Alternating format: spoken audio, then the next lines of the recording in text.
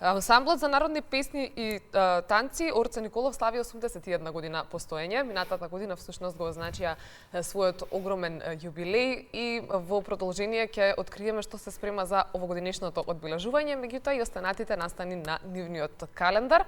И секако особено ни е драго што разговараме со млади представници, но иако се млади, навистина долги години имаат дел во ансамблот и се оние кои што ентузијастички се трудат да зачуваат се што е наше, што треба да се оддржува и новите генерации тек допрва да го запознаваат. Велам, добро дојдовте за Дамјан Василевски и Ева Ристовска. Добро утро, ви благодариме на поканата. Ева, за почеток во однос на големиот јубилеј кој што го имавте и минатата година, меѓутоа и спремањето за 81 година од постоењето на ансамблот, колкав е и вашиот личен предизвик и што значи да се биде дел од една ваква долга традиција? Па да се биде дел од една ваква долга традиција е особено голема чест и привилегија, заради тоа што да се членува во едно од најстарите друштва во нашава држава е навистина предизвик како да се изучуваат танците и јурата, така па и да се пренесат надвор од државата во најдобро светло. Дамјан, колку е важна институционалната поддршка? Вие имате соработка со општина Центар, меѓутоа за опстанокот генерално и за развојот на фолклорот треба ли повеќе институционална поддршка? Институционалната поддршка е многу важна затоа што фолклорот бара континуитет, простор и место каде што може да се организираат сите овие активности. За наша среќа и за среќа на целата поширока јавност, општина Центар ни овозможува простор, ни обезбедува ресурси, ни дозволува време да се представиме, да го доближиме фолклорот многу поблиску до целата поширока јавност, да привлечеме помлади генерации, да им објасниме зашто е тоа важно, што тоа значи фолклорот како единка, како традиција, низ песни, низ игра, низ ора, се до тоа и да можеме да негуваме таа традиција која што ни оставена во минатото, да не биде тоа минатост, туку да биде пренесено према идните генерации. Така.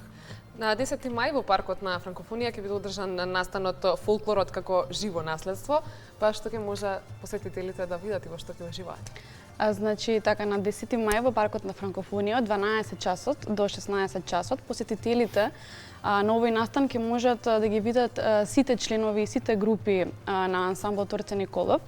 Ќе имаме и гости, но најважниот дел ни се работилниците, кои што се за нашите најмлади, за да можат да се запознаат со нашата традиција, со ората, песните, носијата и сепак да видат што значи традиција и фолклор. Најавте уште еден настан во етно село, што ќе се случува овде?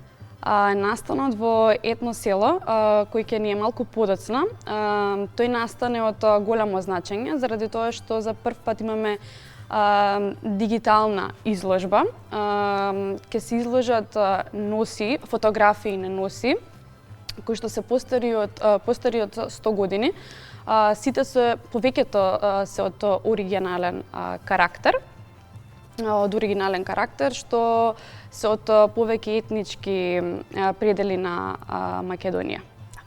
Всушност, кажав и во самата најава дека вие двајца сте долги години дел од ансамблот, меѓутоа ансамблот има групи од најмала до најзрела возраст, до ветерани. Како се станува член и како всушност потоа членовите активно учествуваат без разлика на нивната возраст? За да се стане член не е потребно ништо друго освен желбата кај секој поединец и без разлика на возраста, без разлика дали претходно поседувал и бил дел од некоја ваква секција, од игрорна секција или од вокално-инструментална, треба да има желба, треба да има поголема доза на ентузијазам, да дојде да се приклучи, затоа што проблемот е додека да се влезе во просториите, кога ќе се влезе, тоа заедништво кое што се ствара таму, преку песни, преку игри, преку ора, заедно кој што се изучува преку турнеи, преку настапи кои што ги имаме, не обединува и ни дава една малку поширока слика за развојот и развитокот на сите оние кои што сакаат да членуваат во нашиот ансамбл. Интересно е што се формираат и нови ветерански групи, односно групи за ветерани почетници. Има ли интерес со овие групи? Зачудувачки во последните години има многу голем интерес од страна на ветерани, да кажем условно ветеранската група, затоа што тоа се луѓе кои што некогаш се бавеле со со фолклор или можеби сакале, но никош немале прилика да присуствуваат. И ова покажува дека љубовта кон традицијата нема возраст и дека може секој еден да дојде да присуствува и да се вклопи во целиот тој амбиент кој што ние го овозможуваме за нив. Споменавте неколку секции вокална, инструментална, па дури изучување хармоника од септември месец. Да. Значи вие практично имате проширување на активностите. Да, од оваа година сме малку по актуелни и во таа насока, заради тоа што имаме вокално-инструментален состав, каде што децата може да учат од нашиот најдобар Стефчо Стојковски. И од септември почнуваме со изучување на хармоника и секој кој што има желба може да дојде во нашите простори на ансамблот Орце Николов и да се запознае со инструментите и да стане наш член. Тоест, запознаеме малку вас двајца повеќе. Дамјан, ти си веќе 16-та година поред дел од ансамблот. Како започна твојата приказна, но можеби поважното прашање што е она што те држи уште да создаваш, да твориш и да ја пренесуваш нашата традиција? Така, веќе 16-та година јас сум дел од ансамблот Орце Николов и тоа за мене веќе не е ниту активност, ниту хоби, туку е секојдневие во кое што ние во континуитет да се растеме и се развиваме.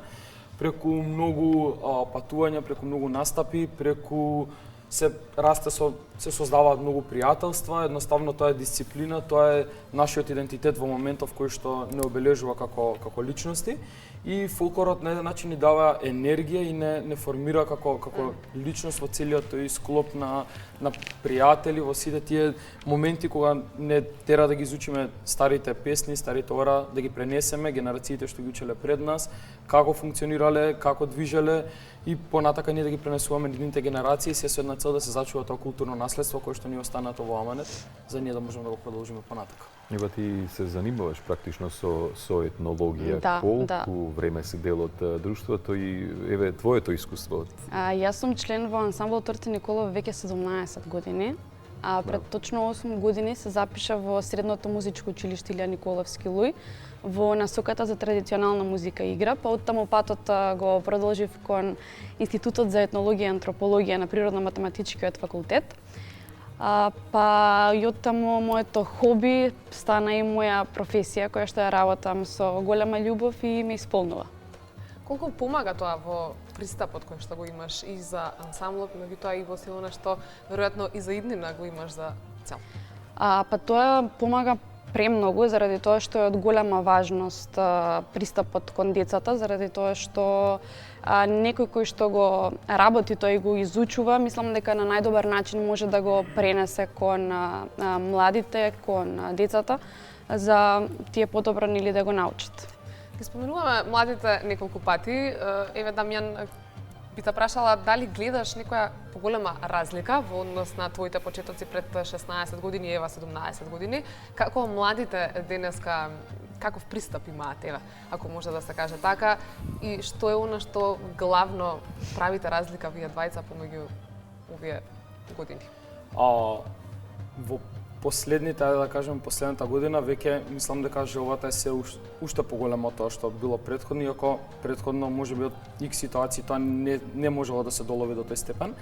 Меѓутоа, младите имаат интерес, но сметаме дека треба малце да има поинаков пристап за да се доближи, затоа што многу малку им треба на децата од најмала возраст да се научат зошто е тоа битно, како тоа треба да го изведат, една рутина, една дисциплина кон која што треба да се стремат, затоа што тоа не е само фолклор, не е само да се облече таа носија, да се застане на таа сцена и да се изигра тоа ора, туку тоа си има своја тежина и од мали нозе ние можеме да ги учиме кои се оние вредности кон кои што ние треба да се стремиме, кои се оние вредности кон кои што ние треба да целиме, и затоа е многу битно што имаме оваа поддршка од општината Центар, што ни дава шанса во рамки на нивната културна програма да настапиме, да се покажеме кои сме, односно се доближиме до најмалата возраст. И како што каже Ева, таму ќе имаме и работилници за најмалите членови кои што ќе имаат можност да цртаат, да ги гледаат материјалите, да ги гледаат носиите, но и да уживаат во моментите кои што ќе бидат обкружени таму на сите за целиот настан. Значи, уште еднаш да повториме, 10 мај, парк на франкофонијата во градскиот парк во Скопје, вашиот настан, малку подосна и оној во Етно село, малку поинаков карактер. Ви благодариме што бевте гости ова утро во Македонија наутро, ви посакуваме уште многу успеси и се разбира да продолжи вашата мисија на зачувување на традицијата и се разбира пренесување кон младите генерации.